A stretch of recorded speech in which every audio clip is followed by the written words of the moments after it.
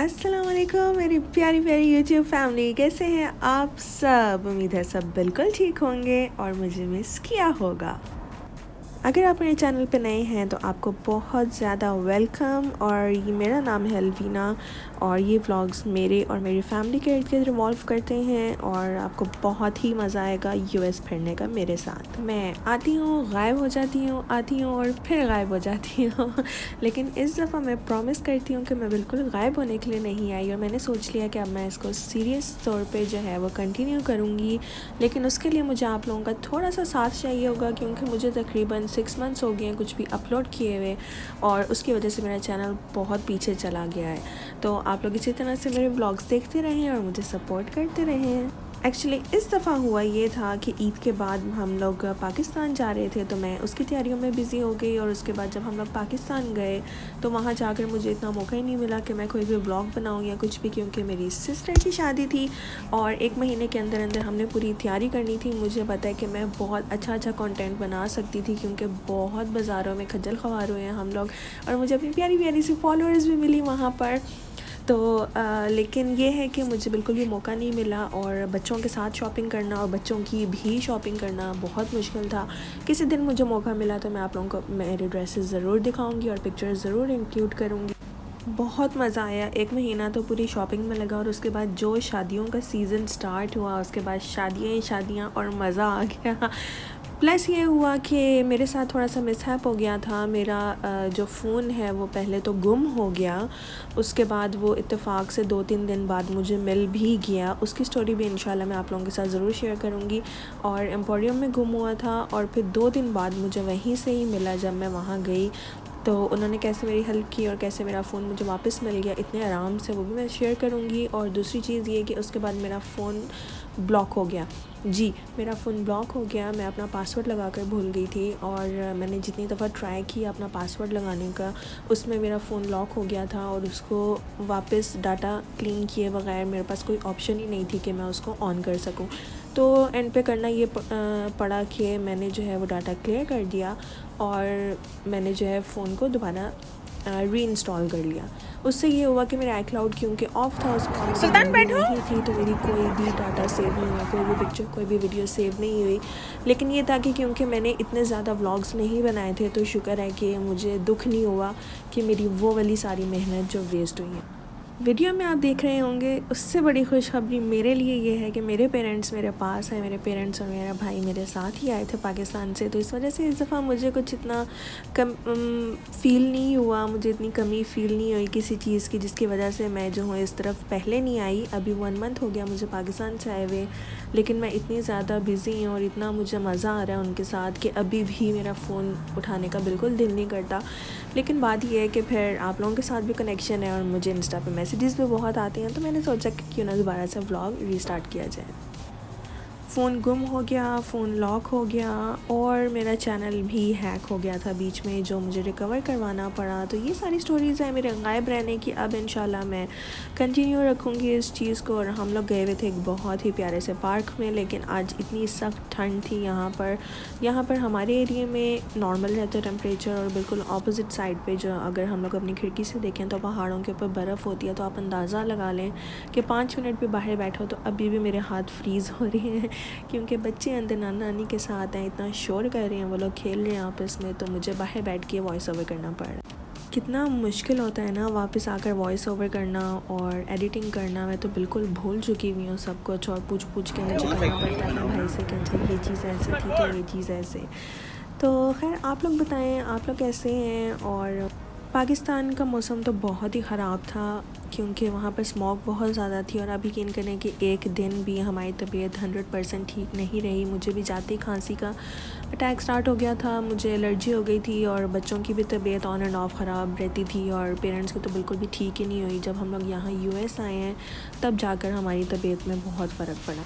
और ये जो व्यू देख रहे हैं आप लोग, ये है रियल्टो में, और बहुत ही मज़े का पार्क था। ये थोड़े से बड़े बच्चों का पार्क था, एक छोटे बच्चों का पार्क भी है। इंशाल्लाह नेक्स्ट टाइम वहाँ जाएंगे। और आप उम्मीद रखें कि मैं लंडा भी जाऊँगी दोबारा। अब तो व्लॉग्स बनाती रहूँगी, इंशाल्लाह आप लोगों को दिखाऊँगी दोबारा से। उस पर मुझे उम्मीद नहीं थी, लेकिन काफ़ी अच्छा मुझे रिस्पॉन्स मिला है। तो मैं सोच रही हूँ कि दोबारा किसी दूसरी जगह पर जाऊँगी और फिर सारी आप लोगों को डिटेल इन्फॉर्मेशन बताऊँगी कि वो किधर है और वहाँ पर क्या क्या अच्छा मिलता है।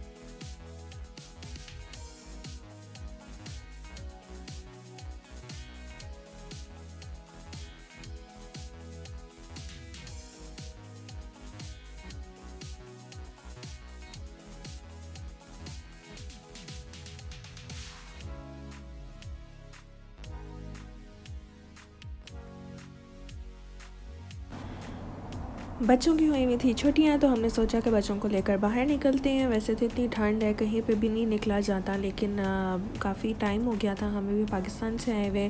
सिर्फ ग्रॉसरी वगैरह जाते थे या एक दो जगह पर गए हैं, जैसे सेंटा मोनिका हो गया या मेन जगह।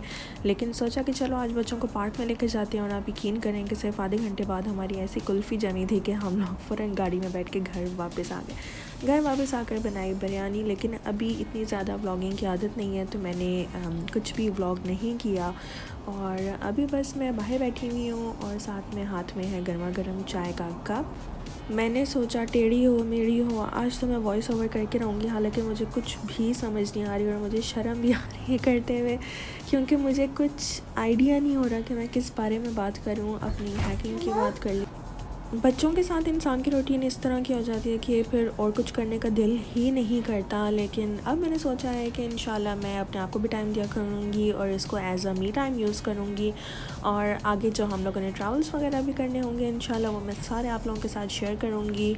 इस दफ़ा तो पाकिस्तान में जाके वाकई बहुत मज़ा आया। इतना मज़ा आया कि अगर मैं वो सब कुछ व्लॉग करती तो आप लोगों को भी मेरे साथ देखने का बहुत मज़ा आता। बाज़ारों में लूर लूर घूमना और अपने काम ख़त्म करना। इवन कि यहाँ आने से एक दिन पहले भी बाज़ार के चक्कर लग रहे थे, तो बहुत मज़ा आया।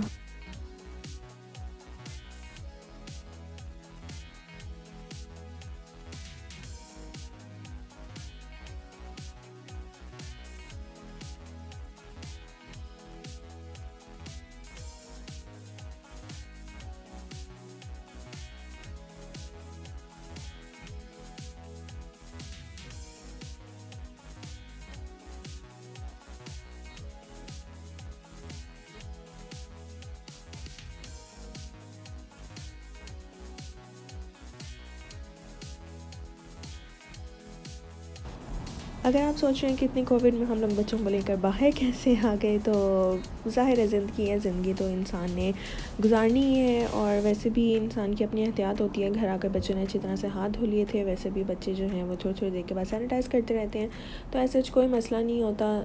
दुनिया ने नॉर्मल तो होना ही है। और न्यूज़ में ज़्यादा बताते हैं, वैसे यहाँ पर इतना कोई भी नहीं है। अभी न्यू ईयर था, तो इन्होंने इतना ज़्यादा यहाँ पे हल्ला गुल्ला किया, इतना शोर शराबा, इतना कुछ यहाँ पर हुआ है, इतने फंक्शंस हुए हैं कि किसी को कोई अता पता ही कोई नहीं कि ओमिक्रॉन है कि नहीं है। और पाकिस्तान में तो जी आप जाएँ अपना कोविड का टेस्ट करवाने, तो वो कहते हैं नहीं नहीं कोविड तो ख़त्म हो गया, अब आप डेंगू का टेस्ट करवाएं। नहीं नहीं डेंगू ख़त्म हो गया, अब आप डेल्टा का टेस्ट करवाएं। डेल्टा ख़त्म हो गया, अब आप ओमिक्रॉन का टेस्ट करवाएं। वहाँ पर अपनी अपनी मर्ज़ी होती है हॉस्पिटल्स की कि उन्होंने जिस चीज़ का भी टेस्ट लेना हो।